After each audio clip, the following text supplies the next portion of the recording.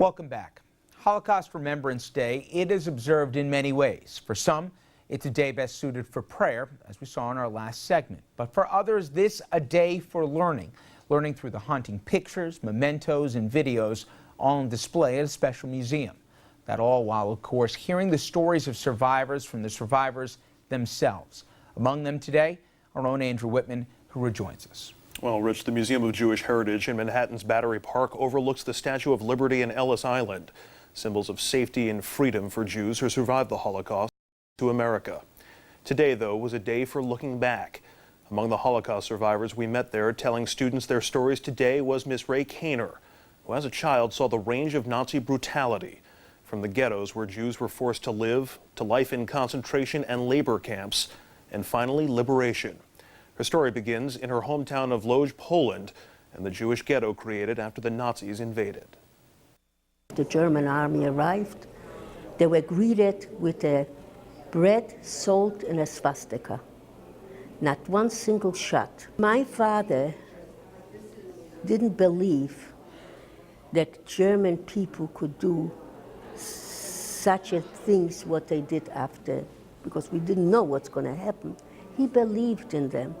They asked us to leave, take everything, whatever we could carry, and they designated an area, slum area, for us, a ghetto.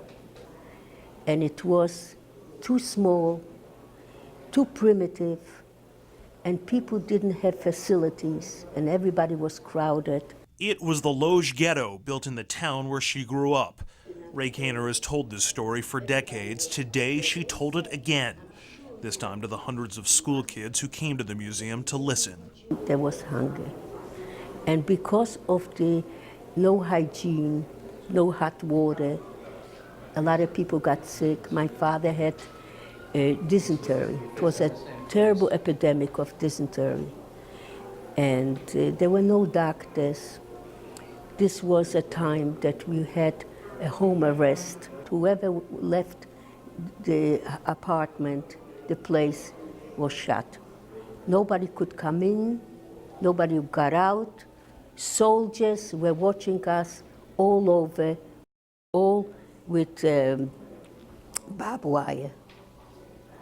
And we couldn't really fight. About 170,000 people came in. There was no way. As soon you had any resistance, you were shot.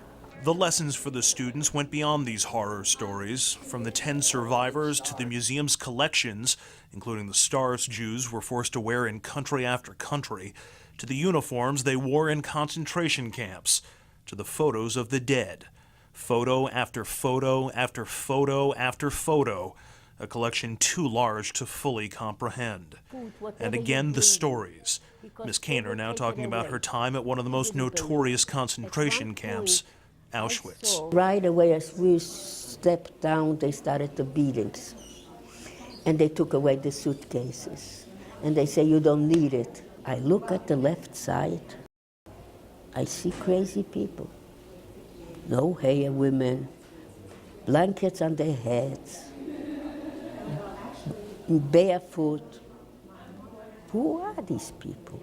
They marched us into the bath houses. And this is when the hell started. They shaved us, took away everything. Whatever we had, none of us knew. We didn't know what the chimneys are. We didn't know why we were there. For as many as 4 million people, they were there to die. The chimneys were coming from gas chambers and crematoriums.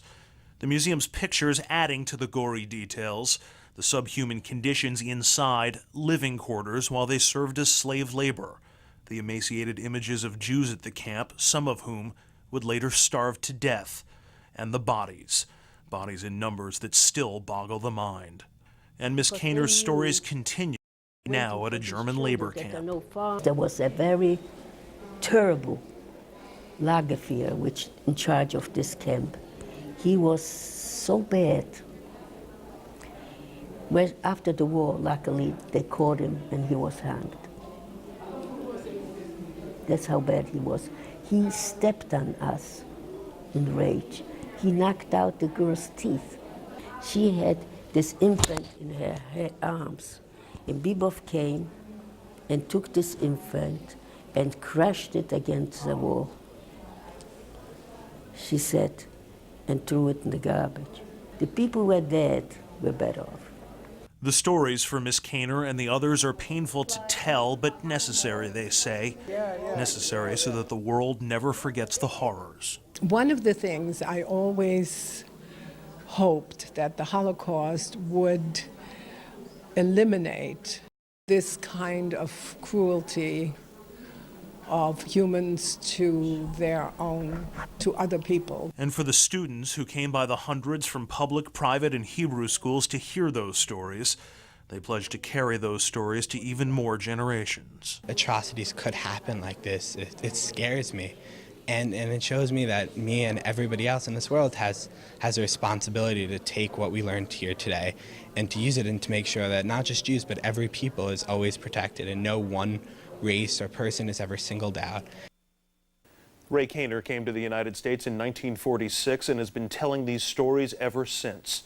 Her involvement in the Museum of Jewish Heritage began in the 1970s, before the museum even existed, and it will continue even after Miss Kaner is gone. She and thousands of other survivors are now part of the museum's permanent collection. Their stories preserved on film and in video so that the stories and the lessons survive even without them. Thank you very much, Andrew. Coming up next, everyone, we'll be joined by 3 generations of one family. A survivor of a Nazi ghetto, his daughter, and his grandsons. 3 generations who have chosen to never forget by saying never again.